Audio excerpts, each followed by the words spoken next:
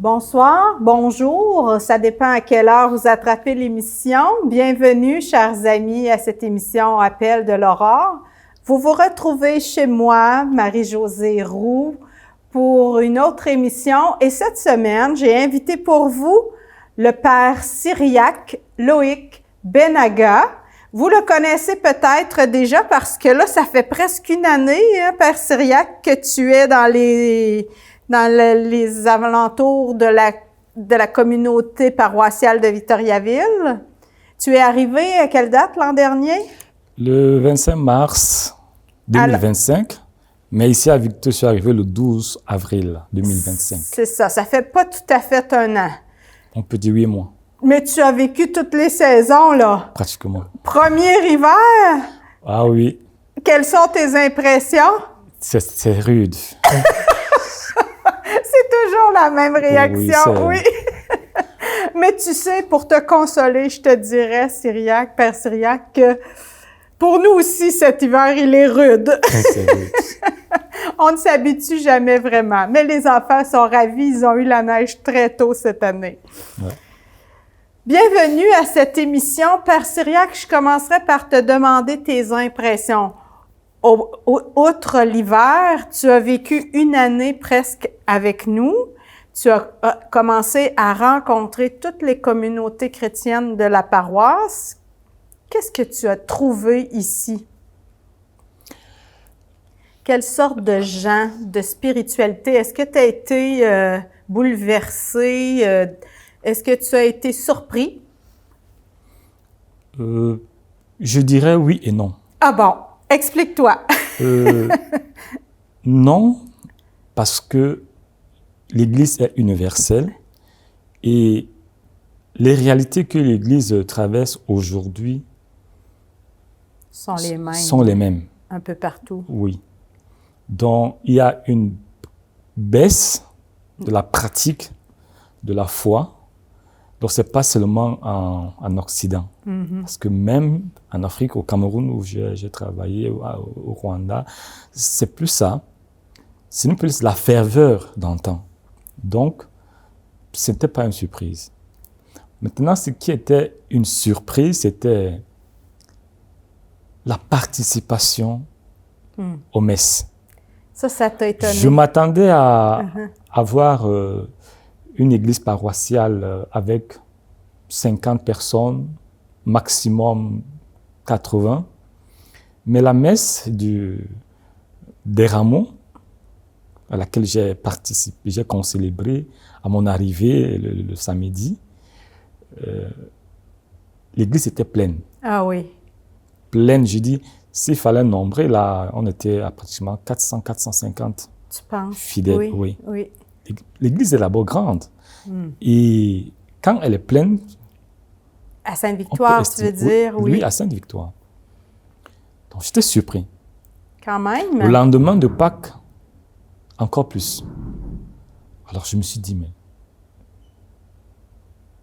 il y a quand même encore la foi ici. C'est ce qui Et je me suis senti touché.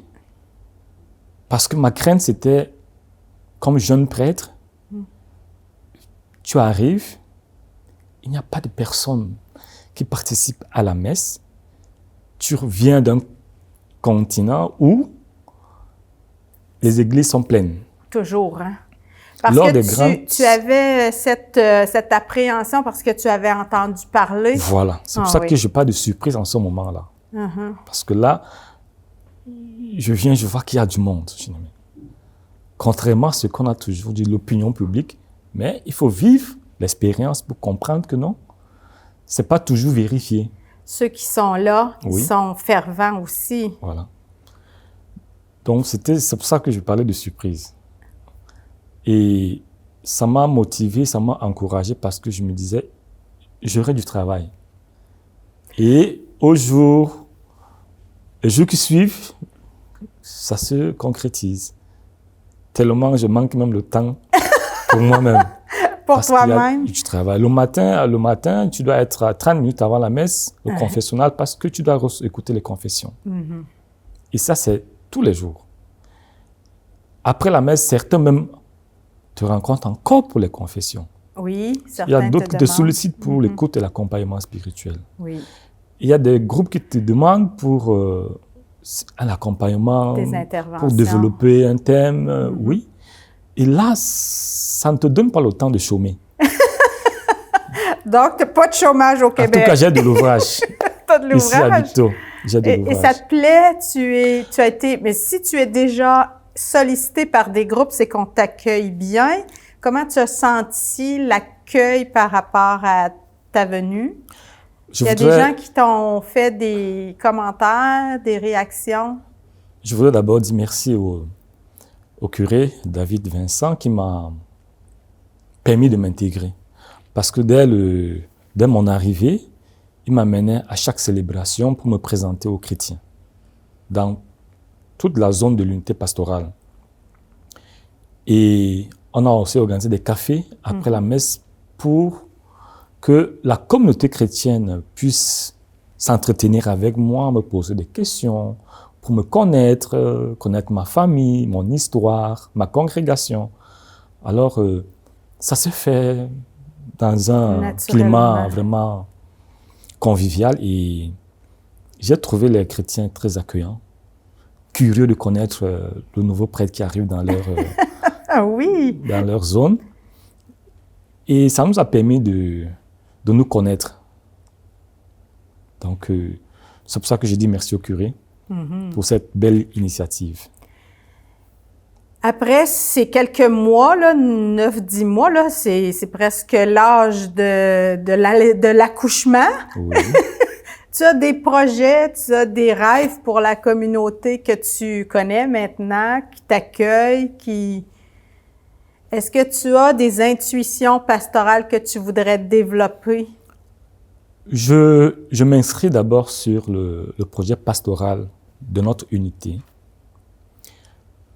parce que je ne viens pas avec un projet personnel.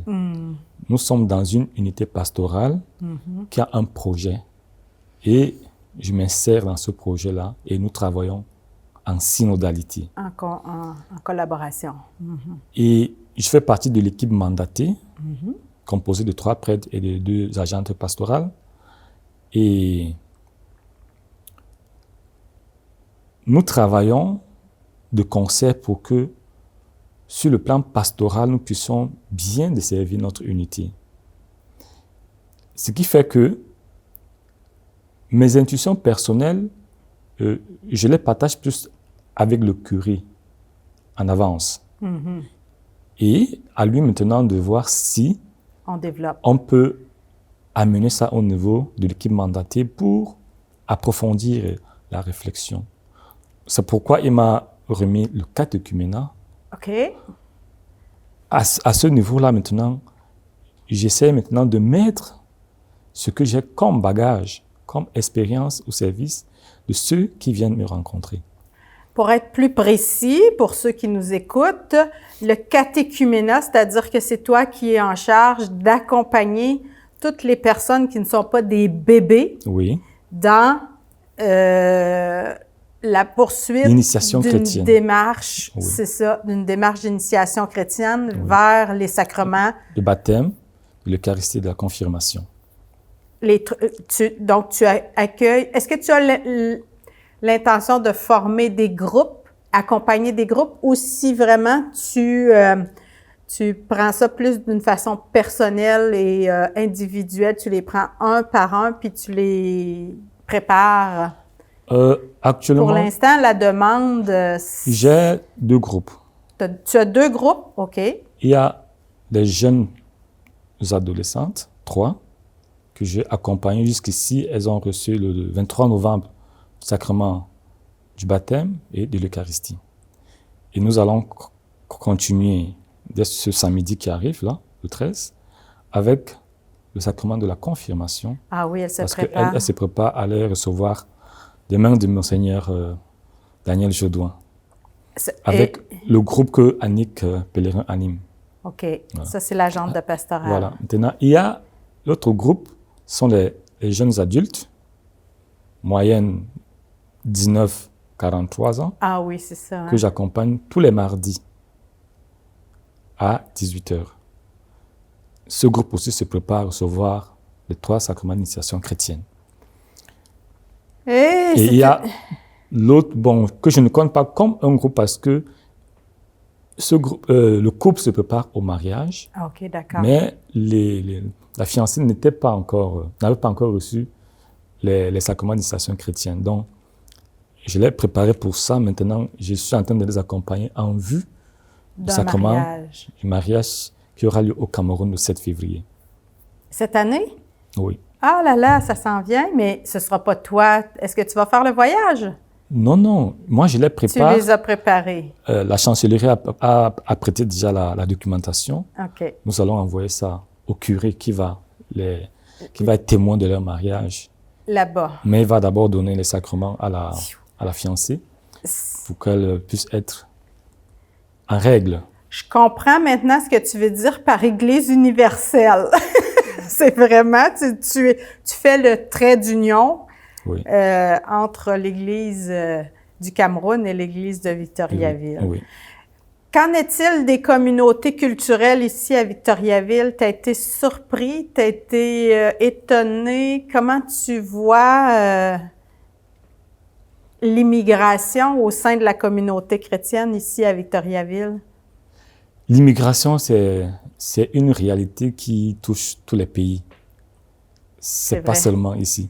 C'est propre à tous les pays. De là où moi je viens, le Cameroun héberge pratiquement, je peux dire toutes les nationalités. Hein. Ah oui. Hein? Sans risque de me tromper, pratiquement. Donc, ce n'est pas un phénomène nouveau. Le contexte de Victoriaville ou du Québec est aussi tout particulier.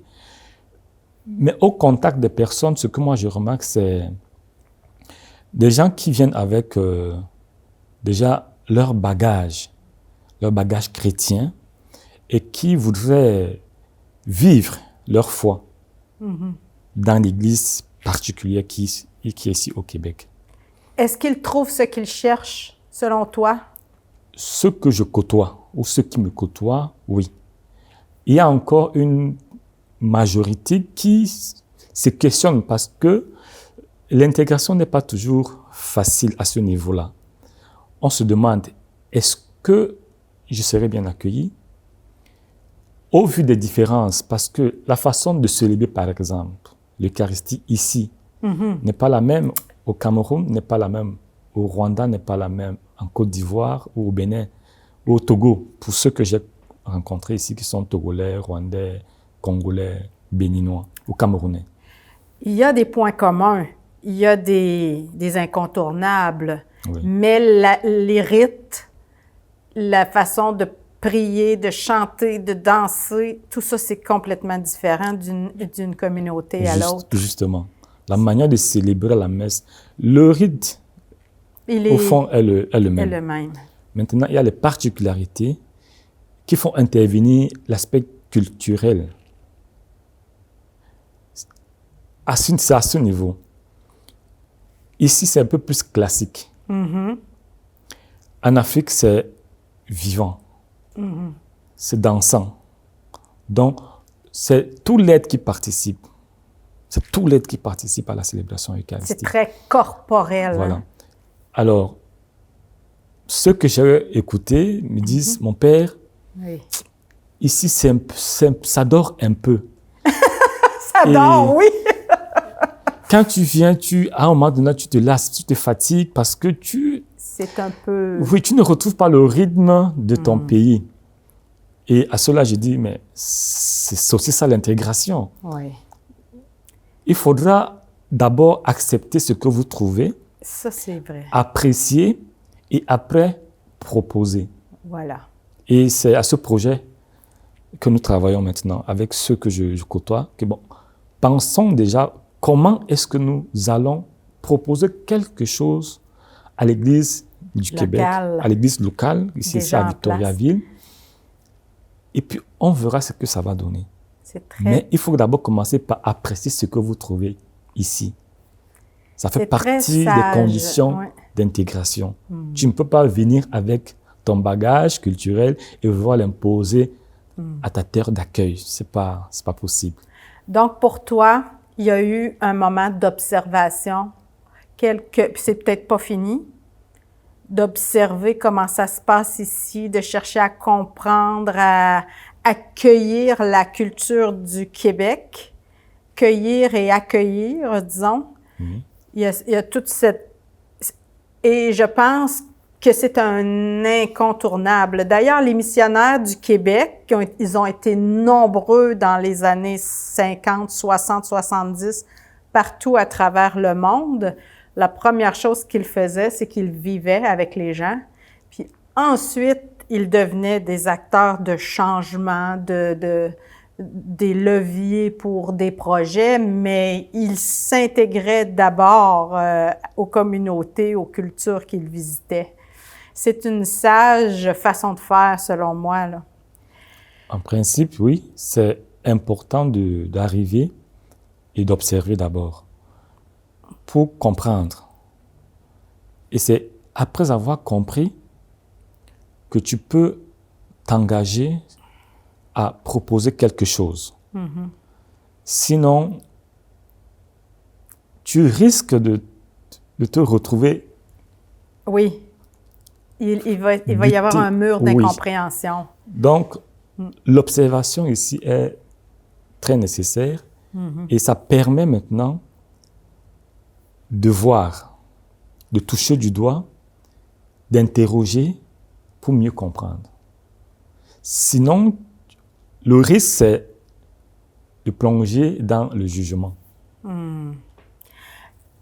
Ceux qui sont ici vont juger et ceux qui sont arrivés vont se sentir mal accueillis. Certainement, certainement. Père Cyriaque, pour avoir cette sagesse, tu as fait de longues études au sein d'une communauté. Tu as aussi une vie de prière. Tu arrives d'un pays, le Cameroun, qui fête cette année les 25 ans de l'installation de ta communauté, les rogationnistes, au Cameroun. C'est une belle joie pour toi, c'est une fierté, et pour toute la communauté. Tu m'as partagé le beau feuillet du 25e. Qu'est-ce que c'est vivre ces festivités à l'extérieur de la communauté en mission? Comment tu as accueilli ce jubilé? Bon, le jubilé a commencé 1 an avant. OK, c'était déjà... C'est toute une année. Ça a duré toute une année. Voilà, de préparation. Nous sommes entrés dans le jubilé 1 an avant avec beaucoup d'activités. Donc, c'est vrai, j'aurais aimé être là, mais la mission étant déjà engagée, je ne pouvais pas prendre encore l'avion pour repartir au Cameroun, à peine arrivé, pour vivre cet événement en présentiel. Mais avec la technologie, on n'est pas séparés, on n'est pas éloignés.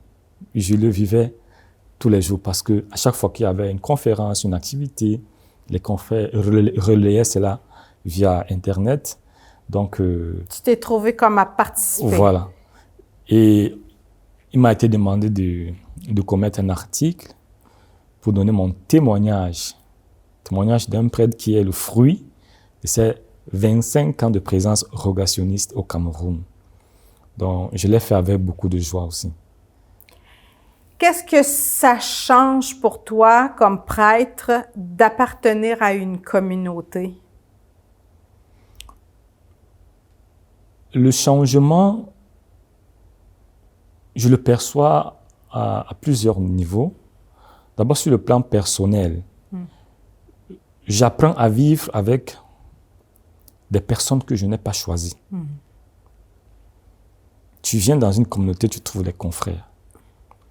Par contre, je peux choisir un ami, mais je ne choisis pas mon confrère.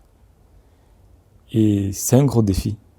C'est un défi pour... C'est un gros défi parce que chacun vient avec son éducation, son caractère, sa mentalité, sa vision du monde. Et il faut faire chemin ensemble. Et pour ceux qui ont été mes confrères de promotion, passer 10 ans ensemble, ça renforce aussi les liens. Au-delà des défis, il y a aussi ce côté positif. Bien sûr. Ça renforce des liens, on devient des amis, au-delà d'être confrères. On devient des bons amis, on se partage notre quotidien. Et ça, c'est une richesse. Sur le plan humain, tu découvres ton humanité dans l'humanité des autres confrères. Et c'est des expériences qui transforment, qui enrichissent l'autre. Du moment où tu es ouvert à l'altérité. Donc pour moi, ça a été un avantage. Maintenant, sur le plan de la vie en église, ça aussi. Parce que je sors d'une famille chrétienne, certes, mais la pratique religieuse est tout autre dans une communauté religieuse. J'ai été en paroisse, j'étais servant de messe, j'ai fait le groupe vocationnel, j'ai été membre de la famille du Sacré-Cœur. Mais quand tu entres dans la congregation a une richesse toute particulière qui est son charisme, sa spiritualité. Là, tu te configures, n'est-ce pas, à une façon de faire, à une nouvelle façon de faire. Et c'est beau. Parce que ça te permet, là, de vivre une expérience spirituelle toute particulière que tu n'avais pas fait avant. Donc, pour moi, appartenir à une communauté religieuse a été un atout. Ça m'a permis de compléter mon initiation chrétienne et avoir une vision différente du vécu religieux. Ça, c'est quelque chose qui m'a... Et c'est précieux aussi parce qu'un des confrères de ta communauté est arrivé par la suite aussi, en septembre. Il t'a rejoint ici. La mission pour toi, ce sera jamais, parce que tu appartiens justement à une communauté, ce sera jamais ton affaire, mais c'est une affaire communautaire. Tu es, si j'ai bien compris ce qu'on s'est dit avant l'émission, tu es envoyé par ta communauté, tu es supporté, accompagné par la présence d'un autre. Comme Jésus l'aurait dit, 2 par 2, hein? On va en mission 2 par 2. Oui. Alors, c'est précieux, cette appartenance à la communauté. Ça doit teinter aussi ta vie de prière. Tout à fait. Parce qu'il y a un cadre là qui est proposé. Arrivé seul, au mois de mars, commencer une vie communautaire seule, ça n'a pas de sens. C'est ça. Parce que la vie communautaire, de façon canonique, c'est 3 personnes. Il faut 3 religieux pour former une communauté. Alors moi, je me retrouve seul, donc forcément, je ne fais pas communauté. C'est ça. Dans le sens strict du terme. Mais je me suis retrouvé avec 2 aînés prêtres. Oui. Le curé David Vincent et l'abbé Pierre Pro. Oui, à l'époque, oui. Je continue à bénir le Seigneur de leur présence. Parce que directement, ils m'ont rejoint. Et nous avons commencé à prier tout le matin ensemble. Ah oui. Ça m'a beaucoup aidé. Donc, je n'ai pas souffert du manque d'un confrère rogationniste, mais j'avais des confrères prêtres parce que nous sommes d'abord en église et l'église est universelle. Donc, je ne me suis pas senti dépaysé. Parce leur présence, qu'ils ont eu cette gentillesse, cette attention. Mais pour eux, c'était certainement aussi un plus de vivre ensemble la prière et tout. Oui.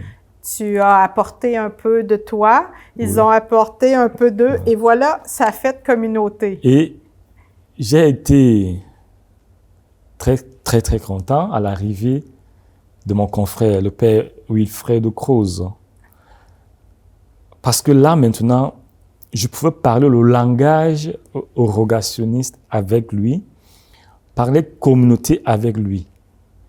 Parce que les autres, oui, nous partageons tous ces moments, Mais il y a un langage qui est propre. Qu'ils ne pouvaient pas aussi comprendre. Il y avait des problèmes que je ne pouvais pas partager avec eux parce que j'étais conscient que ça ne relevait pas, n'est-ce pas, de leur essor.